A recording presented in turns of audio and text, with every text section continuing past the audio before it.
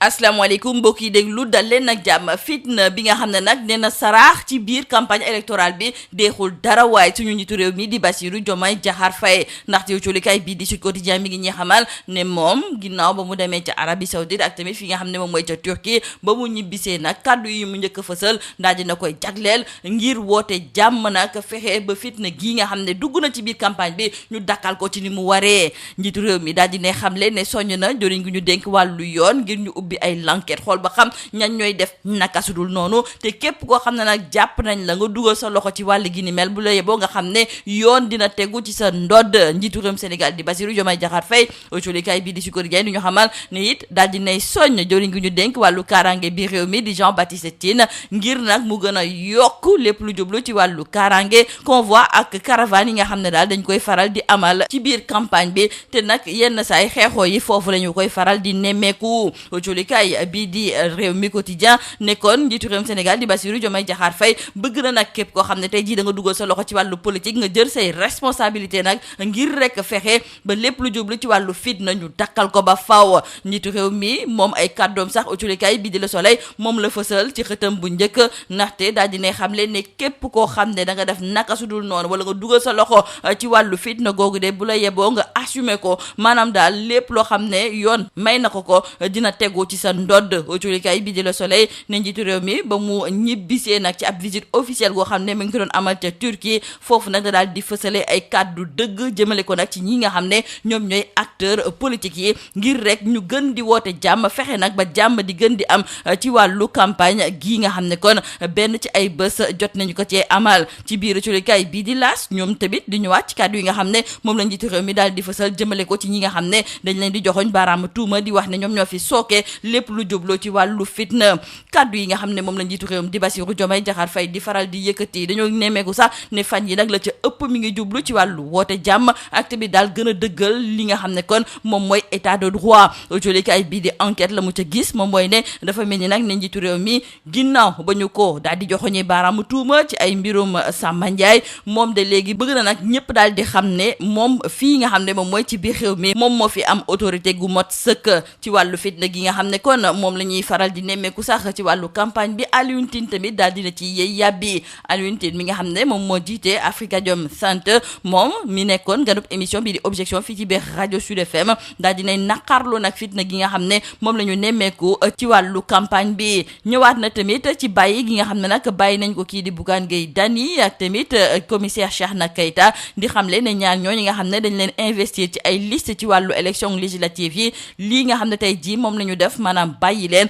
loolu day firndeel rek ne suñu wàllu yoon ñoom indépendance gi ñuy xaar ci ñoom dafa mel ni nag ne am nañu ko ba mu mot sëkk Alioune Tine di rafetlu kon liggéey gu am solo gi nga xam ne nag justice bu réewum Sénégal moo ngi koy amal di wax ne lañ daan wax di ku ma am ndey wala boog ku ma amul ndey loolu moom il faut que ñu daal di koy dakkal fii ci même réew njiitu réewum Sénégal di Bassirou Diomaye Diakhar Faye colikaay bi de Le Quotidien mi ngi ñuy xamal ne ba mu demee ba fa li nga xam ne moom mooy ci Arabie Saoudite foofu daal di nay waxtaan ak njiit yi fa nekk ci contrat ak waa Power contrat boobu nga xam ne kon dañu koo xaatimoon ak ki fi nekkoon njiitu réew te ñu daal di koy dakkal autolikaay bi de Le Quotidien di ñu xamal ne dañoo nara nag waxtaane waat lépp lu jublu ci wàllu contrat boobu maanaam daal dañu koy négocier waat te njiitu réew mi daal di ne xamle ne ay intérêt wu Sénégal loolu moom dinañ ko ci sàmm bu baax a baax ñu daal di jukki ci wàllu campagne électorale bi autolikaay bi di Sud Quotidien mi ngi ñuy xamal ne waa sàmm sa kàddu ñu nga woon fa li nga xam ne moom mooy ca Sédhiou foofu kii di Anta Babacar Ngom moom moo fa daal di yëkkati ay kàddoom teg ko ci ndodd ki nga xam ne moom mooy Ousmane Sonko di ñaawal sax seen plan bi nga xam ne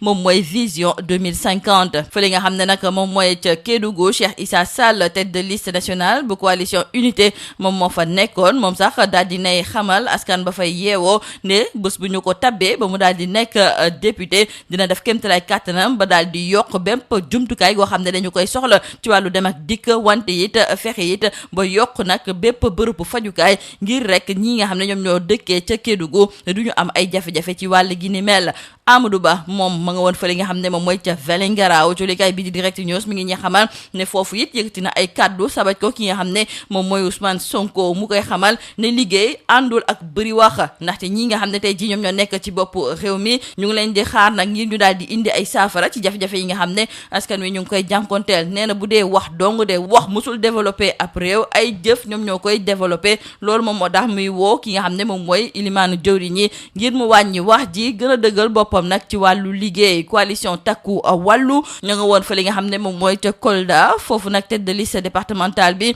di Moussa Baldé mu nga woon ca marché central bi saafonte na tamit ak ñi nga xam ne ñoom ñooy béykat yi. Ousmane Sonko nekk tête de liste bu Pastef moom mu nga woon ca Kédougou Tambacounda ak tamit Ziguinchor muy xamle ne pôle sud ak tamit sud est mën nañu sukkandiku nag ci ñooñu ngir rek mën a suqali réewum Sénégal. lii moo nekkoon mbokk jullikat yi li ngeen a fës ci biir jullikat yi ñu leen di ñaanal njeexte lu bës ak jàmm. Mesdames et messieurs, bonjour. Les scènes de violence qui ont émaillé cette première semaine de campagne électorale n'ont pas laissé indifférent le président de la République. Nos confrères du journal Sud Quotidien nous font savoir que le président Bassirou Diomaye Diakhar Faye, de retour samedi dernier de sa tournée internationale qu'il a conduit successivement en Arabie Saoudite et en Turquie, il a condamné les violences politiques notées ces derniers jours sur le terrain de la campagne électorale. Le chef de l'État, tout en réaffirmant son appel à une campagne électorale apaisée pour les législatives du 17 novembre prochain, a tenu à prévenir les responsables de ces actes de violence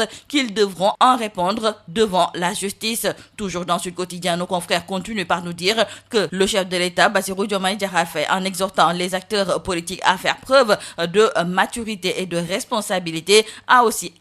avoir instruit le ministre de la Justice d'ouvrir une enquête pour situer les responsabilités. Il a aussi demandé au ministre de l'Intérieur et de la Sécurité publique, Jean-Baptiste Tine, d'augmenter la sécurité des convois et caravanes politiques afin de prévenir des confrontations entre partisans de coalitions politiques. Donc, retenons avec nos confrères du journal Rewmi Quotidien que concernant les violences électorales, le président Bassirou Diomaye Diakhar Faye appelle à la responsabilité politique. Les responsables vont devoir assumer. Ce sont là les propos qui figurent à la une du journal Le Soleil. Nos confrères nous indiquent donc que le chef de l'État, de retour de sa visite officielle en Turquie, a tenu un langage ferme à l'endroit des acteurs politiques qu'il a appelés au sens de la responsabilité. Les auteurs répondront de leurs actes, dixit le chef de l'État Bassirou Diomaye Diakhar Faye, qui, à en croire nos confrères du journal Enquête, sort la cravache et déclare qu'on ne peut pas accepter que quelqu'un, pour son appartenance politique, puisse se permettre de s'attaquer à des gens sans aucune punition,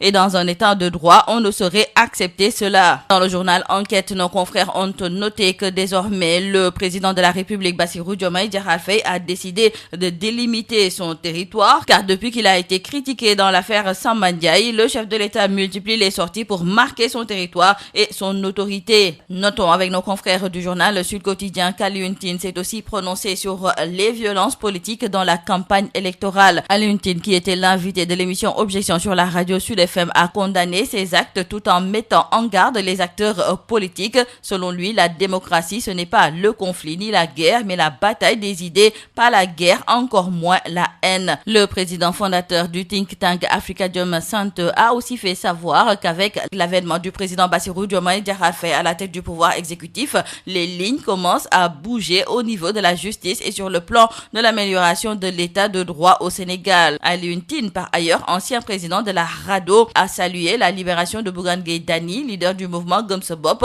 et candidat investi sur la liste de la coalition Sàmm Sa Kàddu, et du commissaire Cheikhna Keita, également investi par la coalition Takku Wallu Sénégal dirigée par l'ex-chef de l'État Macky Sall. Répondant à une interpellation de Bayo Mar Gueye, Alioune Tine a indiqué au sujet de ces libérations que c'est une excellente chose qui doit être saluée comme un progrès de l'impartialité de la justice sénégalaise. Dans le journal Le Quotidien, nos confrères nous parlent de la renégociation du contrat d'Aqua Power. Selon nos confrères, le contrat d'usine de dessalement de l'eau de mer sera finalement renégocié avec les Saoudiens d'Aqua Power, et le président Bassirou Diomaye Faye a été obligé de se rendre en personne à Riyad pour accepter les conditions de l'État saoudien. Mais retenons avec nos confrères que selon le chef de l'État, les intérêts du Sénégal seront pris en compte. Parlons à présent de la campagne pour les législatives du 17 novembre prochain. Dans Sud Quotidien, nos confrères nous font savoir que la coalition Takku Wallu était dans le département de Kolda à l'assaut des votes des populations.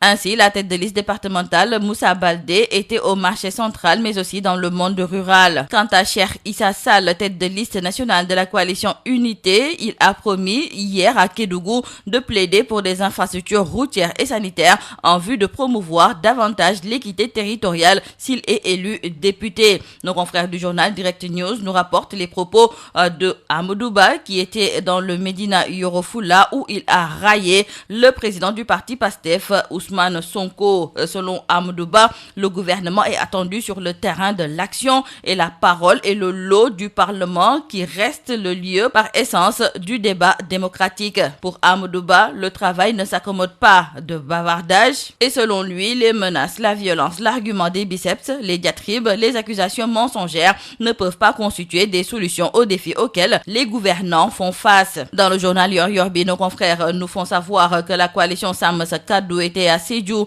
et c'est Anta Babacar Ngom qui a carrément fait savoir qu'il faut défendre les urgences de la région. Quant à Thierno Alassane Sall, tête de liste nationale de la coalition Sénégal Kessé, il veut gagner beaucoup de sièges à l'Assemblée nationale et une fois la majorité obtenue, l'homme politique de 58 ans essaiera de concrétiser ses projets sportifs comme la formation des petites catégories et le sport-études. Quant à Ousmane Sonko, il était à Ziguinchor, Kédougou et Tambacounda et il a fait savoir que concernant les pôles sud et sud-est, c'est un potentiel de richesse inestimable pour développer le Sénégal. C'est tout à vos journaux et très bonne lecture.